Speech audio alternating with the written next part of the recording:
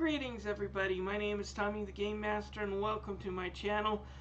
Doing a quick E3 thoughts. I didn't pay attention to it as much as I did in past years, mainly because I was extremely busy last week. I had a whole bunch of homework, whole bunch of projects due, plus my job was really crazy in the amount of hours and when I worked that I was basically just exhausted most of the time last week to really care. Still, plenty of really good things coming out of E3.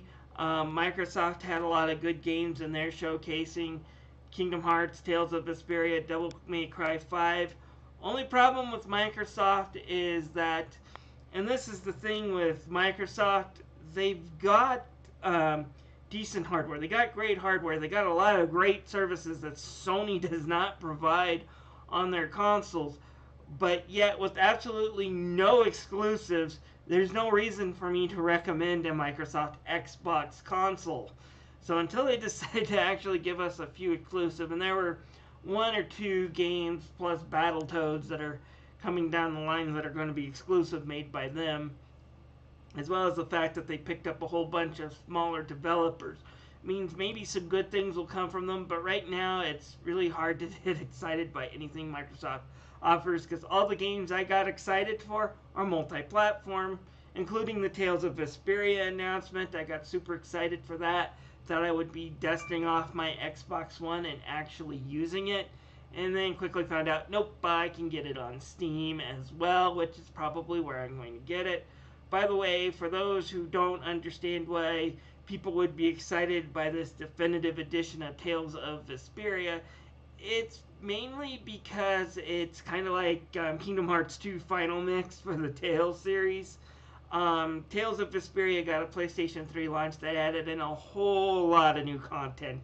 Made our American version seem gimp, including, having Flynn join the party as a playable character, plus a new character that we weren't even introduced in our version of Vesperia called Patty. So people have been wanting to play this game for a while. They're going to be doing some new English dubbing for the voices too, trying to get as many of the cast members to return. And yeah, it's one of my favorite Tales games. Story-wise, I warn people who haven't played it, very cliche when it comes to the game story, but you have not played through a JRPG with these types of cliches, with the characters that are presented to you in Vesperia. Okay, they're all unique, they're all remarkable, they're all very memorable, even if the plot's not, and it's what makes that game so entertaining. You've never played a protagonist like Yuri Lowell before, because he's just a really great developed character. He's got a huge chip on his shoulders like a lot of JRPG protagonists, but he never ventures into emo, and there's just a whole bunch of stuff that happens to the characters in the games that just makes it fun to experience. So I'm great to see that's coming out, and I'm even great to see that's multi-platform. I did catch Sony's conference, and I was kind of bored by it. It had audio problems, at least the stream I was listening to throughout the conference. Overall, some really decent games. Very excited with Spider-Man. Excited over some of the Samurai games they showed off on that one. So a few games I might actually pick up and dust off my PS4, because I've been playing a lot of Steam recently. Just the way I've been going with my gaming habits. And then, of course, when it comes to Kingdom Hearts 3, I've talked about it in some of the other videos. The first trailer for Frozen was good. A lot of fans backlashed. I shouldn't say a lot, but a small category, a group backlashed, as I knew they would, because Frozen is a kids movie. Frozen is an awful movie. And I knew I would see that, as well as backlash over the release date being delayed a month and a half. It was probably going for a late December or early December release date. Went to late January. It's basically the same thing that happened to Kingdom Hearts 2.8. It's nothing really to cry about, and that's why I suggest those people who are making such a bitch fest to go out and buy yourself some Huggies. As far as Frozen being in there, Frozen, I can kind of understand a little bit of the hatred for that movie, of that world. I did take a psychology class way back in high school, and from what I remember reading in one of the chapters, they have done a study that basically proving on music charts that if a song slowly rises to the top, stays there a brief amount of time, and slowly declines, that song will be remembered as a classic and people will have good opinions. However, if a song all of a sudden just appears, hits number one, stays at top for a long time, its decline is going to be equally as fast, and people will have poor memories of it. Let It Go and Frozen fits the latter case perfectly, despite being a good movie. It just got people so sick of it, you know.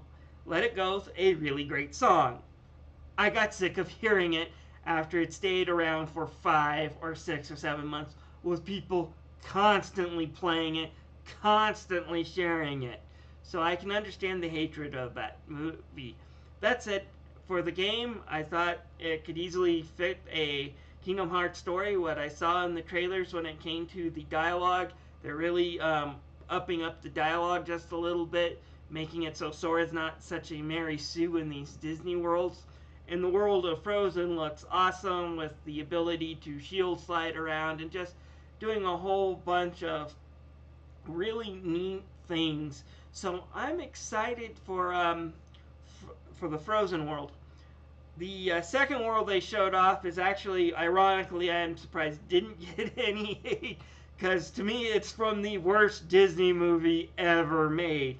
I don't hate the Pirates franchise. I like a lot of the movies in the Pirates franchise, but the third movie blew. There ain't anyone who's going to defend the third movie when it comes to the Pirates franchise. It's almost 3 hours long. Yeah, they could have easily cut an hour out of it. It would have been better if they cut an hour out of it.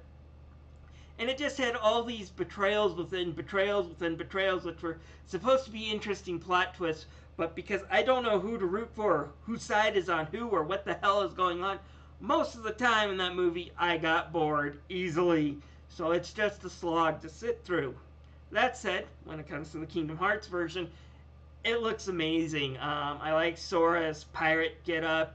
Donald and Goofy get up too. They no longer look like they stick out like sore thumbs in the Pirates of the Caribbean world. Donald and Goofy a little bit, but then they're supposed to. Sora does not. I like the idea of having naval battles again. Doesn't quite look like Assassin's Creed Black Flag, but that's a good thing, as you can quickly go from blowing up ships with cannons to surfing on hooks and stuff over to the enemy ship and doing battle. We saw that. We saw Sora getting on planes and fighting giant Heartless in that world, and I can't wait to experience that. The movie blew, but I can't wait to experience that world, and that's what I hope people who hate Frozen think of the Frozen world. You might not like the movie because it got too big and popular for its own good, but the world should still excite you. The gameplay in the world should still excite you. Let's see, what else? Nintendo Switch showed off Smash, which I think is okay. I like Super Smash Brothers, don't get me wrong. It's a fun game. It's just not a must-have for me anymore, you know? I don't own a Switch. I would not get a Switch for Super Smash Brothers. I would probably get a Switch for Super Mario Odyssey, probably the first game I'll pick up for the Switch when I get it. Would not get a Switch for Smash Brothers.